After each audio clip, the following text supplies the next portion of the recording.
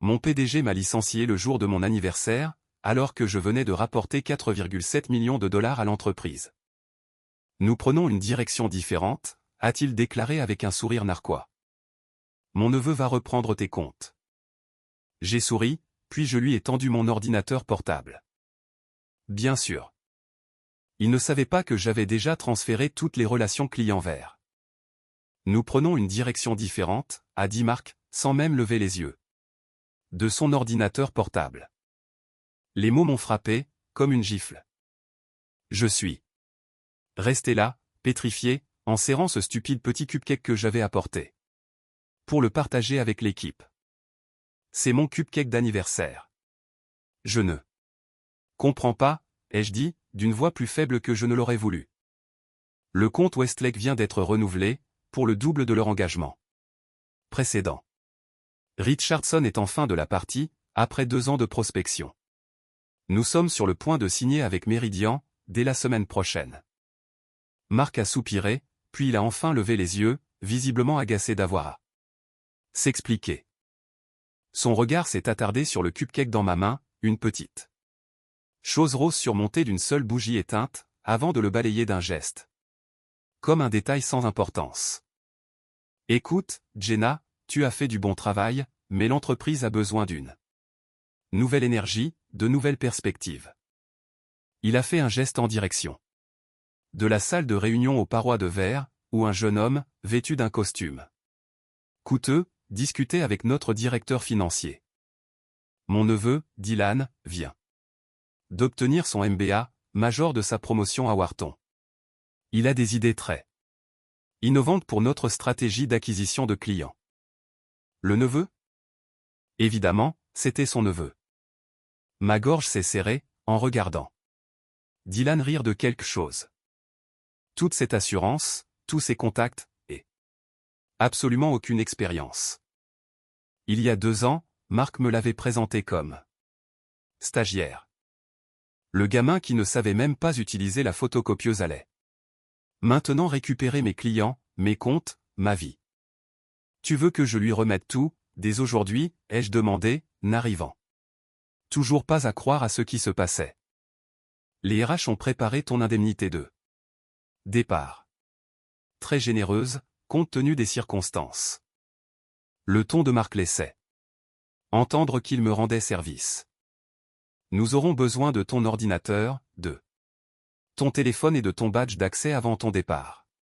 Dylan contactera tes clients cet après-midi, pour se présenter. 7 ans. 7 ans, c'est ce que j'avais donné à cette entreprise. Des nuits, des week-ends, des réunions de famille manquées. Ce Noël passé seul dans une chambre d'hôtel à Cincinnati, parce que le contrat Thomson ne pouvait pas attendre la fin des fêtes. Ma relation amoureuse qui s'était effondrée, parce que je n'étais jamais à la maison. Tout cela, pour en arriver là. Debout dans le bureau de mon patron, le jour de mes 34 ans, remplacé par son neveu, je n'ai pas pleuré. D'une certaine manière, cela me semblait essentiel, ne pas le laisser me voir pleurer. Bien sûr, ai-je dit, en posant délicatement le cupcake sur le rebord de son bureau. Je vais vider mon bureau. Alors que je me retournais pour partir, Marc m'a rappelé. Oh, et Jenna, faisons en sorte que cette transition se passe en douceur. Sois professionnel, d'accord? Je détesterais que cela affecte tes références. La menace était claire. Sois gentille, ou il s'assurerait que je ne travaille plus jamais dans ce secteur. J'ai hoché la tête, engourdi, puis je suis sorti. 2 heures plus tard, j'étais assise dans ma voiture au parking, entourée de cartons contenant cette année de ma vie. Des photos, des récompenses, la plante de jade que j'avais gardée en vie depuis mon premier jour. Mais pas mes dossiers clients. Pas mes contacts, pas les affaires que j'avais construites à partir de rien. Tout cela appartenait à l'entreprise. À Marc, et à Dylan, désormais. Le garde de sécurité m'avait surveillé pendant tout le temps où j'emballais mes affaires. Politique de l'entreprise. avait-il dit d'un air désolé, comme si j'étais une voleuse.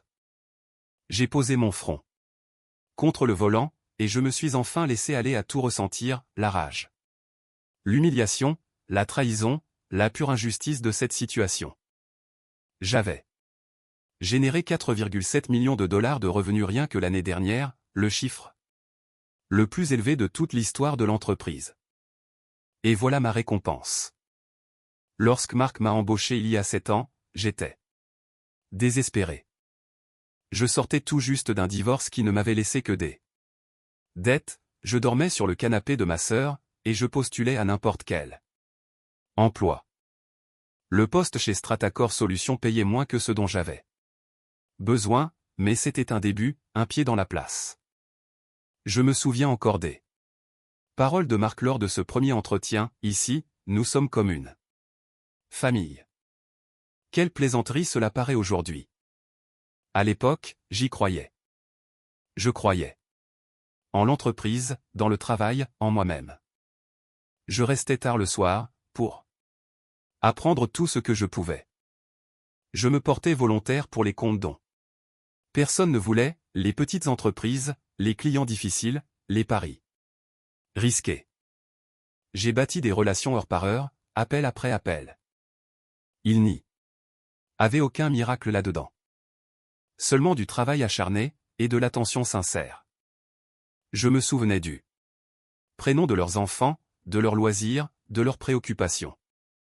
Je faisais des suivis réguliers. J'appelais quand je disais que je le ferais. Je leur disais la vérité, même quand ce n'était pas ce qu'ils voulaient entendre, et surtout dans ces moments-là. Au bout de 2 ans, j'ai décroché le compte Westlake, mon premier grand succès. C'était une entreprise industrielle de taille moyenne, qui cherchait à restructurer tout son système de gestion de la chaîne d'approvisionnement.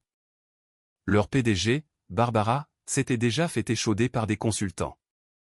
Pourquoi devrais-je vous faire confiance, m'avait-elle demandé sans détour, lors de notre 3e réunion. Vous ne devriez pas, lui avais-je répondu. Pas encore. La confiance se gagne avec les résultats. Elle a souri à cette réponse. Ce fut le début d'un partenariat qui finirait par rapporter des millions à Stratacor, et à Marc. Après Westlake sont venus Richardson, puis Meridian, et enfin une douzaine d'autres. Ma liste de clients s'est allongée, et les revenus que je générais ont augmenté. Eux aussi. Mon salaire a grimpé, mais jamais en proportion de ce que j'apportais. L'année dernière, lorsque j'ai demandé une augmentation, en montrant à Marc les chiffres, la croissance et le taux de rétention des clients, il a pris un air peiné. Les temps sont durs, Jenna. Nous faisons tous des sacrifices. 2 semaines plus tard, il arrivait au bureau dans une Tesla neuve. J'aurais dû comprendre à ce moment-là. Peut-être que je l'avais compris, mais que je l'avais ignoré. J'avais tellement investi de moi-même dans ce travail, que je refusais d'admettre la réalité. Mes clients avaient besoin de moi. Les projets avaient besoin de moi. Je me disais que cela suffisait. Lors de la fête de Noël, l'année dernière, c'est là que j'ai remarqué pour la première fois que Dylan gravitait autour des réunions de la direction. Marc le présentait à nos plus grands clients, lors du gala de fin d'année. J'entendais la façon dont Marc glissait l'air de rien dans les conversations. Dylan a une perspective très intéressante là-dessus. J'ai ressenti un pincement d'inquiétude, mais je l'ai balayé. J'apportais des chiffres records. Mes scores de satisfaction client étaient parfaits. Ma position était solide. N'est-ce pas? Puis, les petits détails ont commencé. Des réunions auxquelles je n'étais pas invité. Des décisions prises sans me consulter. Des échanges de courriels où mon nom était mystérieusement absent. Marc qui me demandait juste un rapide aperçu de mes stratégies clients pour le rapport trimestriel. Toujours avec ce même sourire agréable, mais vide. En février, Barbara, de chez Westlake, m'a appelé, perplexe, a-t-il quelqu'un De nouveau sur notre compte? Marc m'a présenté son neveu hier. C'est juste du personnel de soutien, ai-je menti, le cœur serré. Rien de grave, je reste votre interlocutrice principale. Mais j'étais inquiète. Très inquiète. Après cela, j'ai commencé à tenir des archives plus précises, chaque courriel, chaque contrat, chaque conversation. J'ai sauvegardé les communications clients. J'ai documenté mes méthodes, mes stratégies, mes relations. Pas pour Stratacor, mais pour moi-même, comme une assurance silencieuse que j'espérais ne jamais avoir à utiliser. J'ai aussi commencé à contacter mes clients différemment, des échanges plus personnels, des cafés sans le logo de l'entreprise en arrière-plan, des SMS plutôt que des courriels sur le système professionnel. Je bâtissais des relations qui existaient en dehors du cadre de Stratacor Solutions. Était-ce mal? Peut-être. Probablement. Mais au fond de moi, je savais ce qui me pendait au nez. Le contrat Richardson a été le point de rupture. 1 an de travail, des réunions innombrables, des propositions, des révisions, des nuits passées à répéter des présentations devant le miroir d'une chambre d'hôtel, tout cela pour décrocher un contrat qui allait transformer leur entreprise, comme la nôtre.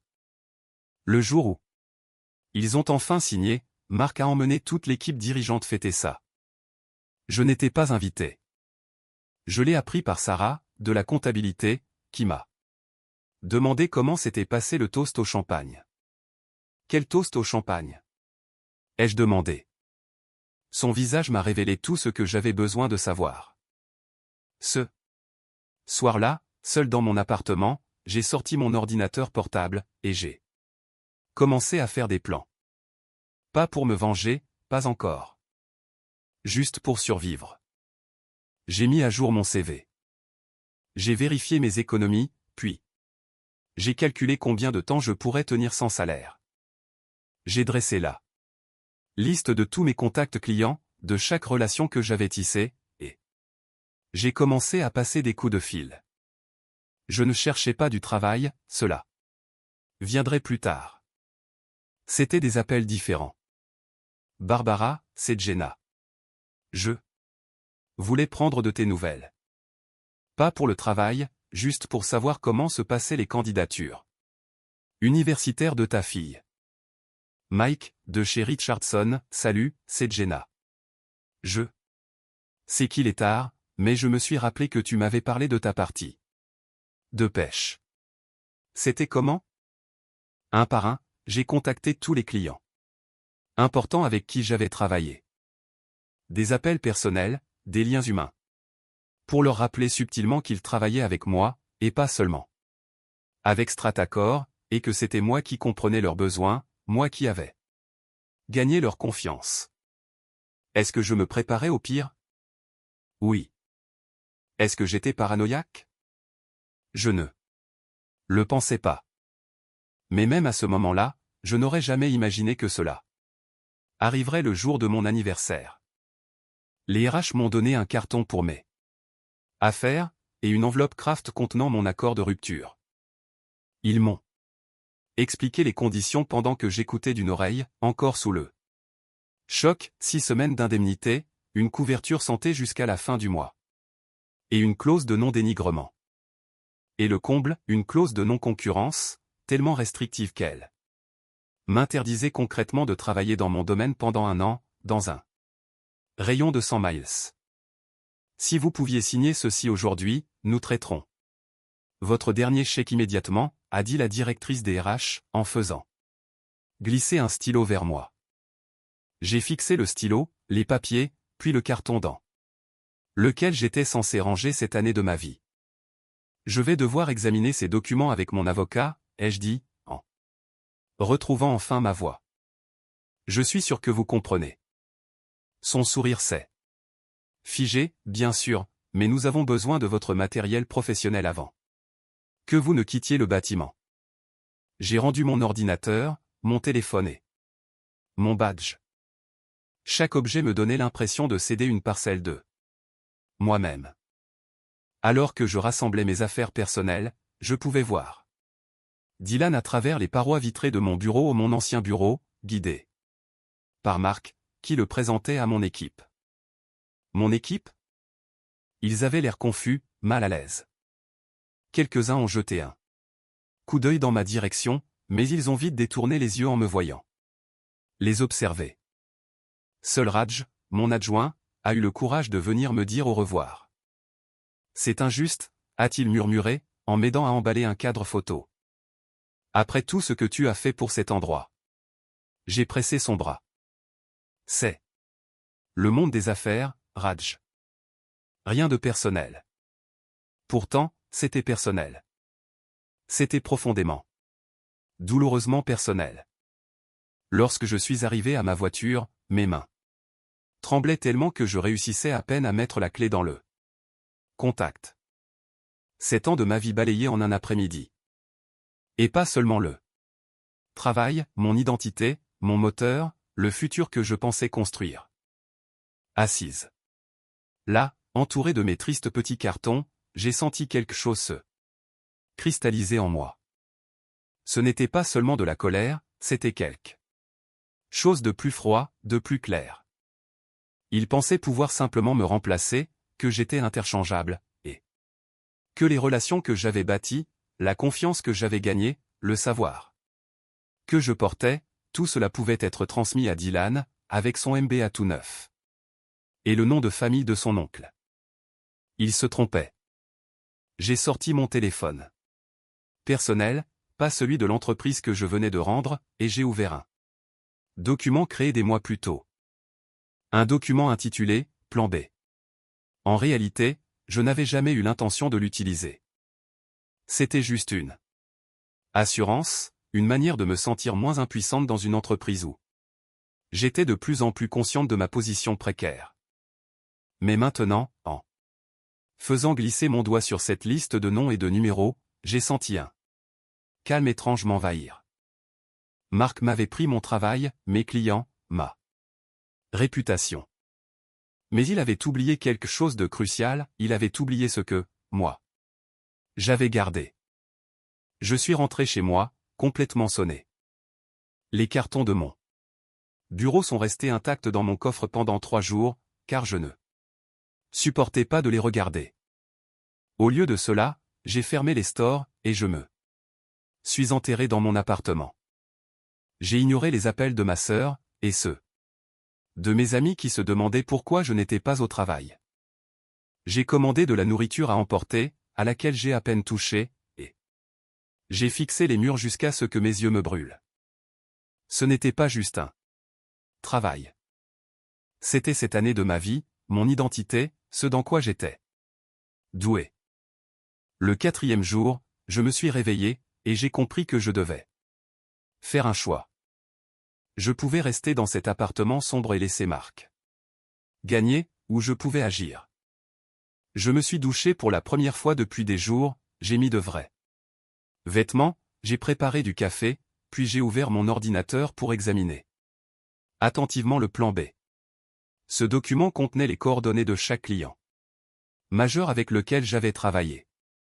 Pas leurs adresses professionnelles ni leur numéro de bureau, mais leur portable personnel, leur courriel privé, et même les adresses postales de certains.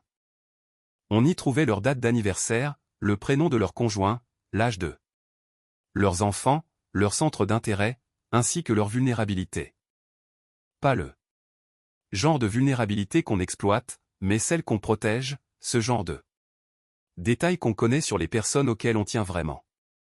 À côté d'eux, chaque nom figurait des notes sur leur contrat avec Stratacor, date de renouvellement, point faible, services dont ils avaient besoin sans les obtenir, et promesses que Marc avait faites sans jamais les tenir. Ce n'était pas une simple liste de contacts. C'était une carte de relations, de vraies connexions humaines que j'avais bâties au fil de cette année, pendant que Marc jouait au golf et s'achetait des Tesla. J'ai pris une grande inspiration. Puis j'ai passé mon premier appel. Barbara, c'est Jenna. Est-ce que tu as une minute? La voix de Barbara s'est immédiatement réchauffée, Jenna. Je Pensais justement à toi. Dylan m'a contacté hier, il m'a dit que tu avais quitté l'entreprise. Que s'est-il passé? J'ai choisi mes mots avec soin. En raison de la clause de non-dénigrement, je ne pouvais pas dire du mal de Stratacor ou de Marc, mais je n'en avais pas besoin. Marc a décidé de prendre une direction différente. Ai-je simplement dit. Je tenais à t'appeler personnellement, pour te remercier de cette opportunité de travailler ensemble ces dernières années. Cela a compté énormément pour moi. Eh bien, c'est inattendu, a répondu Barbara, et je pouvais entendre l'inquiétude dans sa voix. Tu as été notre pilier pendant toute cette transition de système. Est-ce qu'il y a quelque chose que je devrais savoir? À nouveau, je me suis montrée prudente. Je suis sûr que Stratacor continuera à fournir ses services dans le cadre de votre contrat actuel. Dylan est très enthousiaste. Le silence qui a suivi le mot « enthousiaste » a dit tout ce que je ne pouvais pas exprimer. Barbara, plus fine que jamais, l'a compris immédiatement. L'enthousiasme ne remplace ni l'expérience, ni la confiance. Elle a marqué une pause. Quels sont tes projets, maintenant? J'étudie mes options, ai-je répondu, ce qui n'était pas un mensonge. Prenons un café la semaine prochaine. A-t-elle suggéré. Pas en tant que cliente et prestataire, juste comme deux personnes qui ont travaillé étroitement pendant des années. 1. J'ai passé des appels similaires à mes principaux clients. Pas pour les débaucher, car cela aurait violé ma clause de non-concurrence, mais juste pour dire au revoir, exprimer ma gratitude et boucler la boucle. Mais une chose étrange s'est produite. Sans même que je l'évoque, presque chaque conversation s'est terminée de la même façon, restons en contact. Tiens-moi au courant de la suite. J'aimerais beaucoup qu'on déjeune ensemble bientôt. Il tenait à moi. Pas seulement comme une prestataire de service, mais en tant que personne. C'est moi qui avais bâti cela, pas Stratacor, ni Marc. Peut-être que cela avait de la valeur. 2 semaines ont passé. J'ai rencontré une avocate spécialisée en droit du travail, qui a examiné mon accord de rupture. Cette clause de non-concurrence est agressive, a-t-elle dit, en fronçant les sourcils, mais elle n'est pas nécessairement applicable, surtout vu les circonstances de votre licenciement. Vous ont-ils donné un avertissement, un plan d'amélioration des performances? Ou des preuves de problème? Rien du tout, ai-je répondu. J'étais leur meilleur élément. Elle a pris quelques notes. Et c'était le jour même où ils ont fait venir le neveu du propriétaire? J'ai hoché la tête. Timing. Intéressant, a-t-elle dit, avec un léger sourire. Voici ce que je suggère. Nous avons rédigé une contre-proposition. Je signerai un accord modifié, qui limiterait la non-concurrence au seul concurrent direct, et non à l'ensemble du secteur du conseil, tout en réduisant la restriction géographique à 25 miles, au lieu de 100. En échange, je ne contesterai pas le licenciement, et je ne poursuivrai pas Stratacor. Marc l'a rejeté immédiatement. Sa réponse est arrivée par l'intermédiaire de l'avocat de Stratacor, signé l'accord d'origine, ou renoncer à l'indemnité de départ. Très bien. J'avais déjà survécu sans leur argent par le passé, je pouvais le refaire. J'ai refusé l'indemnité, et j'ai renvoyé le document non signé. Ce soir-là, j'ai reçu un SMS de Raj. Dylan a totalement foiré la présentation Méridien aujourd'hui. Un désastre complet, ils s'en vont. J'ai ressenti un pincement de satisfaction, rapidement suivi d'un sentiment de culpabilité. Le contrat Méridien aurait signifié des primes pour toute l'équipe, y compris pour Raj. Ma vengeance ne devait pas blesser des innocents. Mais un autre SMS est arrivé, aussi, Barbara de chez Westlake a appelé Marc directement. Elle a dit qu'ils réexaminaient leurs options contractuelles. Mon café avec Barbara avait été agréable. Nous avions parlé de l'admission de ça Fille à l'université, du nouveau dada de son mari, et des vacances qu'elle planifiait. Les affaires n'étaient abordées qu'à la toute fin. Je ne te demande rien d'inapproprié, avait-elle dit avec précaution. Mais comme personne en qui j'ai confiance depuis des années, j'apprécierais ton évaluation professionnelle de notre situation actuelle avec Stratacor. J'avais pesé mes mots. Stratacor a d'excellentes capacités techniques, mais d'après mon expérience, les relations de conseil réussies reposent sur la confiance, la communication, et une compréhension profonde des besoins du client. Ces choses-là prennent du temps à se développer. Barbara avait hoché la tête, en effet. Maintenant, en lisant le SMS de Raj, je me demandais si Barbara avait pris cette conversation à cœur. Un mois après mon licenciement, j'ai pris une décision. Je ne pouvais pas travailler directement dans mon domaine, en raison de la menace de la clause de non-concurrence, mais je pouvais enseigner. J'ai contacté l'université locale. Et j'ai proposé de donner des conférences sur la gestion des relations d'affaires pour leur programme de MBA. Pas besoin d'être payé, je voulais juste l'occasion de partager mon savoir. Ils ont accepté immédiatement. C'est ainsi que, 6 semaines après avoir tout perdu, je me suis retrouvé devant une classe d'étudiants en master, à parler du travail que j'aimais. Le conseil ne consiste pas à avoir toutes les réponses. Leur ai-je dit. Il s'agit de poser les bonnes questions. Il s'agit d'écouter, écouter vraiment ce dont les gens ont besoin, même quand ils ne savent pas comment l'exprimer. Après le cours, plusieurs étudiants sont venus me poser des questions, et l'une d'elles m'a tendu sa carte. Mon père dirige une entreprise industrielle. A-t-elle dit. Il cherche quelqu'un pour l'aider à optimiser ses processus. Seriez-vous intéressé pour le rencontrer? Dès le 2e mois, j'avais 3 clients indépendants en conseil, tous dans des secteurs suffisamment éloignés de ceux de Stratacor pour éviter les problèmes de non-concurrence. De petites entreprises, avec de petits budgets, mais de vrais problèmes que je savais résoudre. Je travaillais depuis la table de ma salle à manger, je maintenais des frais généraux réduits, et petit à petit, prudemment, j'ai recommencé à bâtir. Je gardais aussi le contact avec mes anciens clients de Stratacor, de simples prises de nouvelles amicales. Comment vont les choses? Comment ta fille se plaît-elle à la faculté? As-tu fait cette partie de pêche? Et ils me confiaient des choses. Pas parce que je demandais, mais parce qu'ils en avaient envie. Ce nouveau type ne comprend rien à notre système, nous avons dû lui réexpliquer tout notre fonctionnement depuis le début.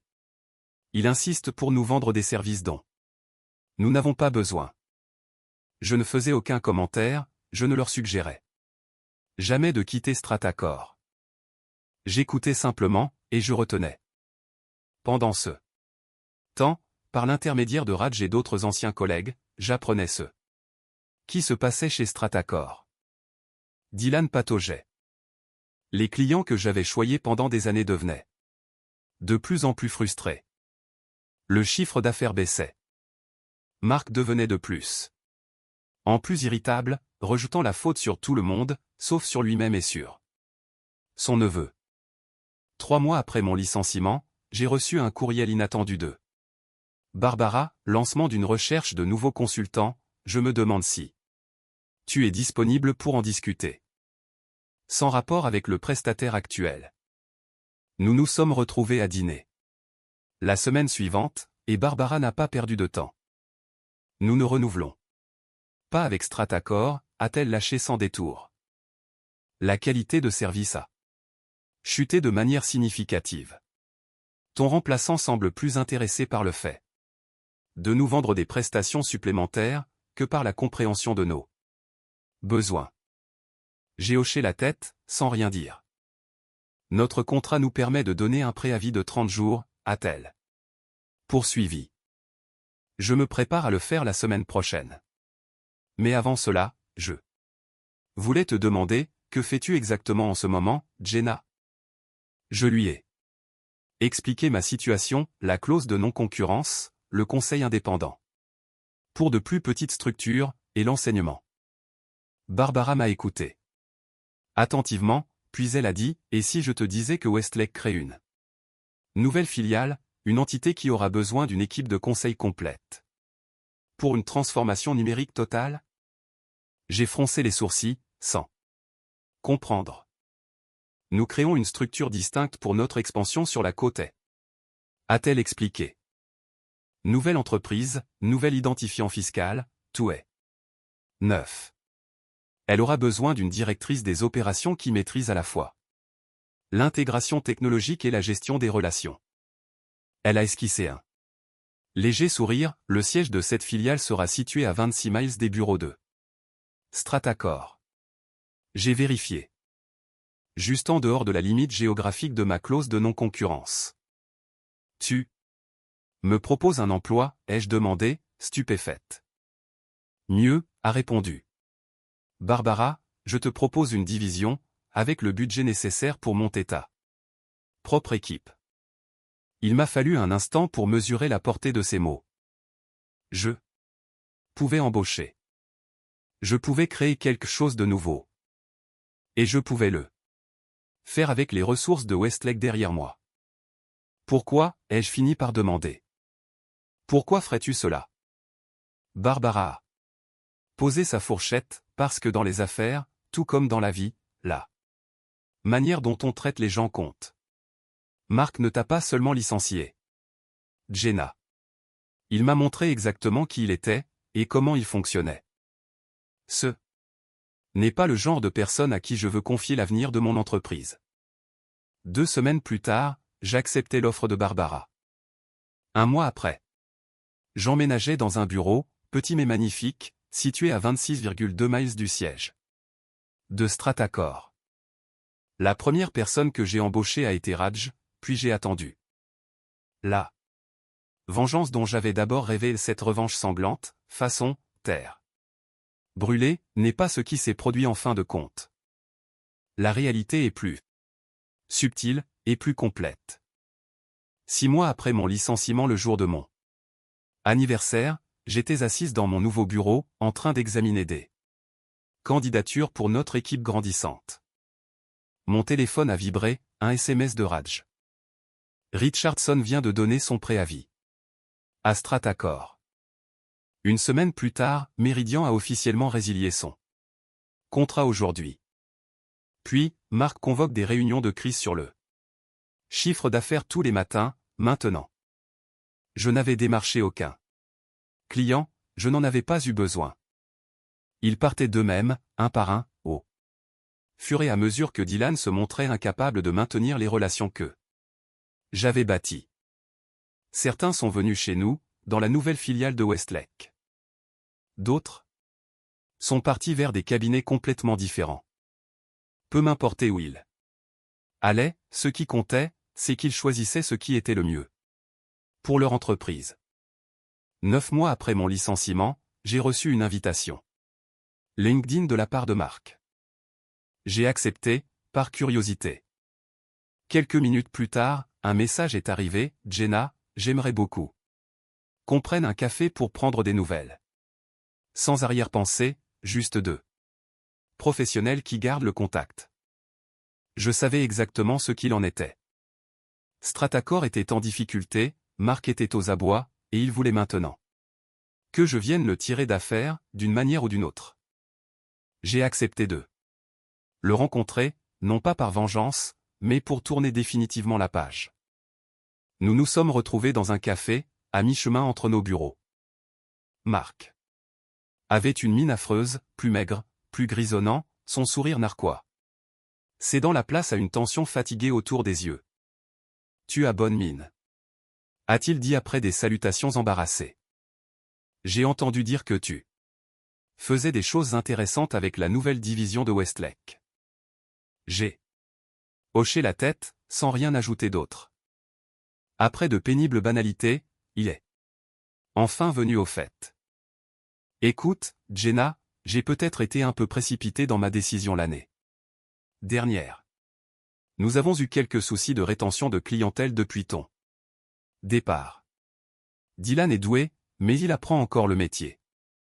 J'ai bu une gorgée de café, en attendant.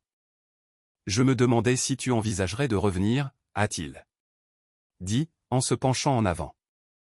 En tant que vice-présidente, avec une augmentation de salaire significative, évidemment.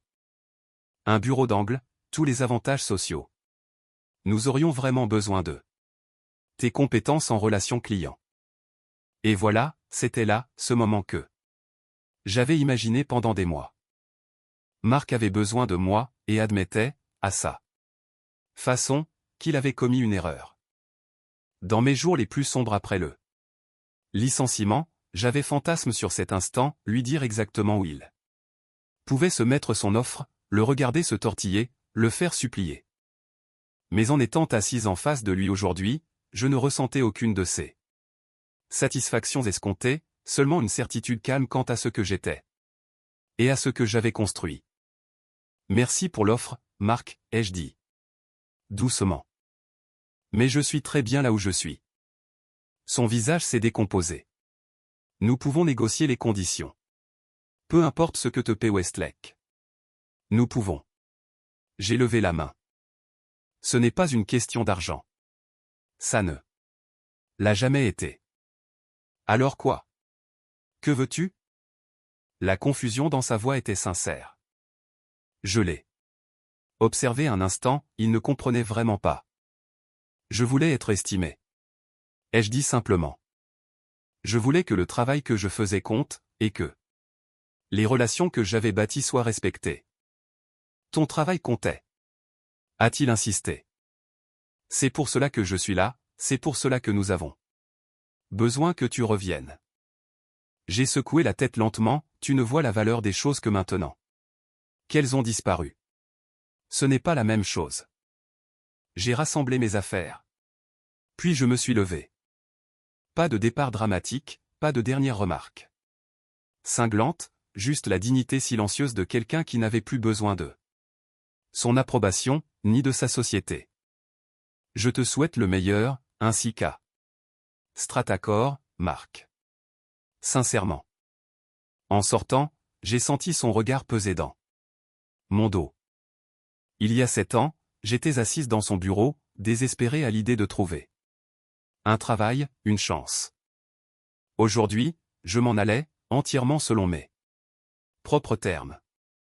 C'était cela, la vraie vengeance, pas le détruire lui ou sa société, pas lui prendre ses clients ni dénoncer son népotisme, mais juste construire quelque chose de meilleur, quelque chose qu'il ne pouvait ni toucher, ni s'approprier.